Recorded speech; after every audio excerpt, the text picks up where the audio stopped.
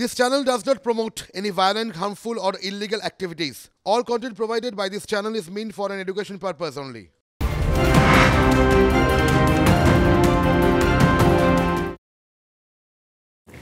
আসি এবারে পাহাড়ে নিয়োগ দুর্নীতির খবরে। প্রাক্তন মন্ত্রী এবং ছাত্র নেতার নামে এবারে হাইকোর্টে বিস্ফোরক তথ্য জমা দিয়েছে রাজ্যেরই এজেন্সি অর্থাৎ সিআইডি। একটি নিয়োগ দুর্নীতি মামলার সূত্রে খামে একটি চিঠি জমা পড়েছে।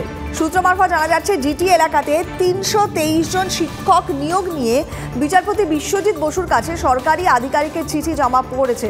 তদন্ত করতে গিয়ে সরকারি আধিকারিকের লেখায় বিস্ফোরক চিঠিটি উদ্ধার করে হচ্ছে সিআইডি। এই নিয়োগ দুর্নীতিতে প্রাক্তন শিক্ষামন্ত্রী তৃণমূল এবং প্রাক্তন তৃণমূল নেতা বিনয় তামাং তাদের মস্তিষ্ক প্রসূত বলে দাবি করা হয়েছে। মারাত্মক অভিযোগ।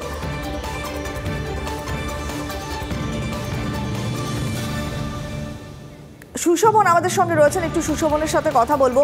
সুশোভন, এ তো মারাত্মক ব্যাপার। সিআইডি যে তথ্য দিচ্ছে তাতে এবারে পাহাড়েও নিয়োগ দুর্নীতি এবং সেখানেও পার্থ চট্টোপাধ্যায় যোগ এবং এবারে আর একটা নতুন নাম বিনয় তামাং, তাদের মস্তিষ্ক প্রসূত বলে দাবি করা হচ্ছে। মানে ঠিক কিভাবে এই দুর্নীতিটা হয়েছে এবং এক ছাত্র নেতা তার নাম উঠে আসছে আমরা এর আগে দেখেছি। একটু যদি বিশদে জানাও কি কি তথ্য এই মুহূর্তে সিআইডি ও চিঠির মাধ্যমে পেয়েছে এবং তা আদালতের কাছে পেশ করা হয়েছে। দেখো, যেটা বলা হচ্ছে যে একদিকে বিনয় তামাং এবং অন্যদিকে পার্থ চট্টোপাধ্যায় এর নেপথ্যে ছিল, কিন্তু এরা কিভাবে কাজ করত তার কারণ এদের পিছনে ছিল একজন ডিস্ট্রিক্ট ইন্সপেক্টর, এছাড়াও উত্তরবঙ্গ এবং দক্ষিণবঙ্গের দুই ছাত্র নেতা যাদের নাম এর আগে দেওয়া হয়নি। তার কারণ কি, নির্দিষ্ট একটি একেবারে নির্দেশ ছিল, সেই জন্য এই নাম দেওয়া হয়নি এবং তারা ইতিমধ্যেই সেই চিঠিতে বলেছে এবং চিঠিতে বলে তারা বর্তমানে বলছে যে একজন ডিস্ট্রিক্ট ইন্সপেক্টর, অন্য একজন উত্তরবঙ্গে এবং দক্ষিণবঙ্গের দুজন ছাত্র নেতা রয়েছে এবং যারা একেবারে এই ৩২৩ জন জিটি এলাকায় নিয়োগ হয়েছে, যেখানে মূল মস্তিষ্ক প্রসূত অর্থাৎ যারা পুরো বিষয়টা ভাবনা চিন্তা করেছে এবং সেটা বাস্তবে রূপায়িত করেছে, সেখানে নাম রয়েছে পার্থ চট্টোপাধ্যায় এবং বিনয় তামাং। অর্থাৎ এই যে পুরো সামগ্রিক বিষয়টা, এই বিষয়টায় কিন্তু একেবারে যেমন নেতাদের নাম উঠে আসছে তেমন ছাত্র নেতাদেরও কিন্তু নাম উঠে আসছে, যেটা কিন্তু যথেষ্ট তাৎপর্যপূর্ণ। কোয়েল, একেবারেই তাই। এই যে আরেকটা বিষয়ও সামনে আসছে সেটা হচ্ছে এই যে এর আগে রাজনৈতিক নির্দেশের কারণে ছাত্র নেতাদের নামটা বাদ গিয়েছিল, এই মারাত্মক দাবিটাও তো সরকারি আধিকারিক করেছেন। কার নির্দেশ? রাজনৈতিক নির্দেশ বলতে ওপর মহলের কার নির্দেশে বাদ গিয়েছিল? দেখো, স্বাভাবিকভাবেই একেবারে এই বিষয়টা কিন্তু যথেষ্ট একেবারে প্রশ্নচিহ্নের সামনে দাঁড়িয়ে। তার কারণ একটি যখন কোনো হলফনামা দিতে হয় তখন কিন্তু পুরো বিষয়টা বলতে হয়। সেই জায়গায় কোনো একটি নির্দেশে এই যে ছাত্র নেতা এবং ডিস্ট্রিক্ট যে ইন্সপেক্টর তাদের নাম বাদ দেওয়া হয়েছিল, এই জায়গাটাই তদন্ত সাপেক্ষ বিষয় যে এর পেছনে আরও কার কার নাম উঠে আসতে পারে। তার কারণ তুমি জানো যে বিভিন্ন সময় সঙ্গে থাকো, তোমার কাছে ফিরছি। এই মুহূর্তে আমাদের সঙ্গে টেলিফোনে রয়েছেন সিপিএম নেতা সৃজন ভট্টাচার্য। সৃজন, আবারও নিয়োগ দুর্নীতি, এবারে পাহাড়ে উত্তরবঙ্গ বিশ্ববিদ্যালয়ের ছাত্র নেতারও হাত রয়েছে। এর আগে রাজনৈতিক নির্দেশে ছাত্র নেতাদের নাম বাদ দেওয়া হয়। পার্থ চট্টোপাধ্যায়ের নাম এসছে, বিনয় তামাং এবারে এক ছাত্র নেতা। কি বলবেন? হ্যাঁ, শুনেছি, শুনে একেবারে অবাক হয়েছি এরকমটা বলা কঠিন। কারণ তৃণমূলের সংসর্গে থাকলে যত ভালো ছেলে বা ভালো মেয়েই হোক কেন, তৃণমূলের সিস্টেমে থাকতে গেলে আস্তে আস্তে দুর্নীতির সাথে যুক্ত হয়ে পড়তে হবে। আজ নয় কাল, কাল নয় পরশু। খারাপ লেগেছে এটা দেখে, কারণ ছাত্র রাজনীতির লোকজন সব মিলিয়ে এই বাইরে থাকবে। ছাত্র রাজনীতি একটা বলবো মানে তাতে বিবেকের প্রশ্ন আছে। কম বয়স যে সময়টায় হচ্ছে মানুষ তার জীবনের সমস্ত কিছু দিয়ে, সমস্ত সততা দিয়ে নীতি করতে আসে, সেই সময়ের সাথেও যদি দুর্নীতির অভিযোগ পেয়ে যায়, যদিও তৃণমূলের আমলে কোনো নতুন না, কারণ করে দুর্নীতি, অ্যাডমিশনে দুর্নীতি, নিয়োগের প্রশ্নে এর আগেও ছাত্র নেতাদের এক নাম জড়িয়েছে ছাত্রনেতা বা প্রাক্তন নেতারা। তো ফলত সব মিলিয়ে খারাপ লাগছে, ছাত্র রাজনীতির কর্মী হিসেবেও খারাপ লাগে। এট দ্য সেম টাইম বলবো তদন্ত হোক। সিআইডি জমা দিয়েছে লক্ষণীয়। আমি জানি না তৃণমূল কি করে এটাকে ডিফেন্ড করবে। সিআইডি তো পশ্চিমবঙ্গ সরকার, তারা কিভাবে কি জমা দিয়েছে। ফলত তদন্ত হোক দুর্নীতির এবং কোনো অপরাধ শাস্তি পাক, দৃষ্টান্তমূলক শাস্তি পাক এবং যে মানুষ যোগ্য ন্যায্য চাকরি প্রার্থী তারা চাকরিটা পান ফাইনালি, এটা চাইবো। ধন্যবাদ সৃজন। অভিযোগ উঠেছে যে পুরো দুর্নীতিটা সংগঠিত করার পেছনে একজন ডিস্ট্রিক্ট ইন্সপেক্টর এবং ছাত্রনেতা তৃণাঙ্কুর ভট্টাচার্য এবং উত্তরবঙ্গ বিশ্ববিদ্যালয়ের ছাত্র নেতাদের হাত রয়েছে। আমরা কথা বলেছিলাম তৃণাঙ্কুর ভট্টাচার্যের সঙ্গে, তার কি সাফাই শুনুন।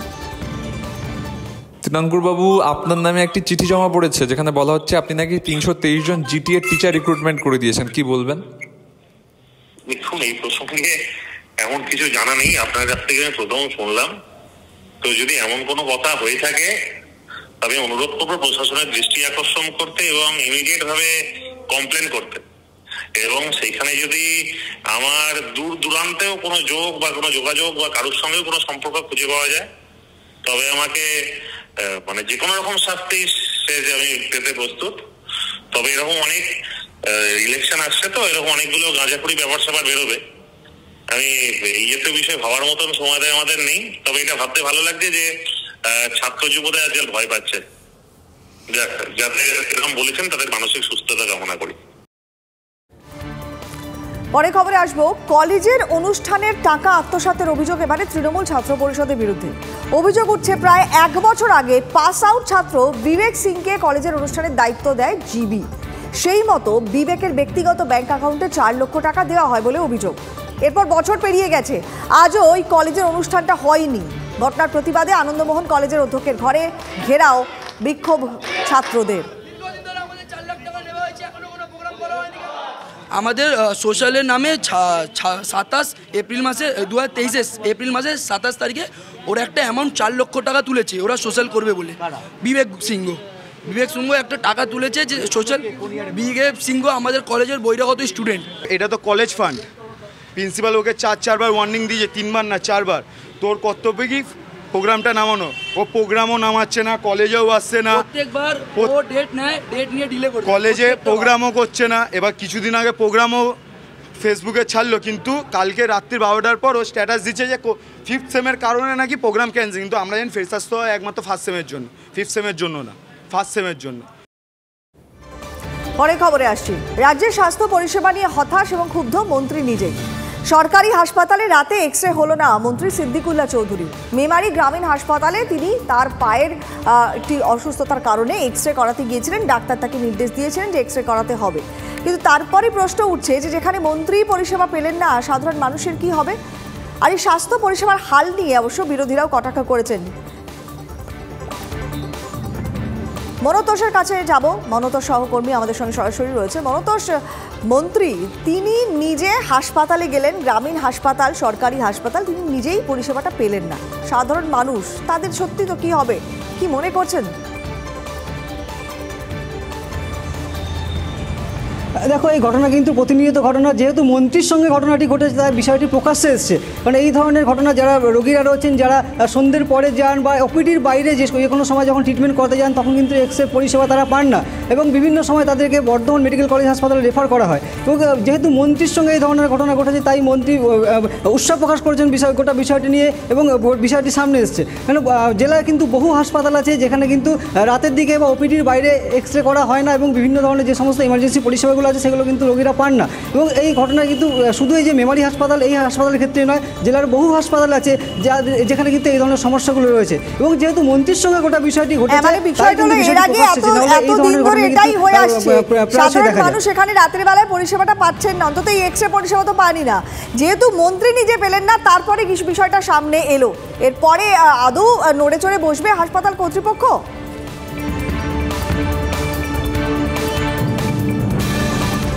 একদমই তাই। দেখো, গোটা বিষয়টি নিয়ে মন্ত্রী যেটা জানাচ্ছেন যে তিনি জানতেন না যে সন্ধ্যের পরে এক্স-রে করা হয় না হাসপাতালে, এবং গোটা বিষয়টি নিয়ে তিনি যে সংশ্লিষ্ট দপ্তর, সেই দপ্তরের সঙ্গে কথা বলবেন যাতে রাতে এখানে এক্স-রে করার ব্যবস্থা করা যায়, সেই চেষ্টা তিনি করবেন। কিন্তু সাধারণ মানুষ যারা তার চেষ্টার পরে বাস্তবে ছবিটা পরিবর্তন হয় কিনা, কিন্তু তার গতকাল রাতের বক্তব্য আমাদের কাছে এসে পৌঁছেছে, একবার একটু শুনে নিন। পড়ে গিয়ে ডান দিকের কড়ি আঙুলে লেগেছে। ডাক্তারও বললেন ইঞ্জেকশন নেওয়ার কথা, এক্স-রে করো। আচ্ছা, এক্স-রে করার পরে এক্স-রে যা সিস্টেম শুনছি ওপিডি টাইমে তারা আসে। আচ্ছা, এরপরে এত বড় হাসপাতাল অন্য টাইমে থাকেন না, এটা আমার জানা ছিল। অফিসিয়ালি এটা চেষ্টা করব, সবসময় থাকলে মানুষের উপকার হবে। যে একজন মন্ত্রীর যদি এই হাল হয়, ট্রিটমেন্টে যদি তিনি না পান মেমারি গ্রামীণ হসপিটালে, তাহলে সাধারণ মানুষ ওই হসপিটাল থেকে কতটা পরিষেবা পায় সেটা কিন্তু প্রশ্নচিহ্ন রইল।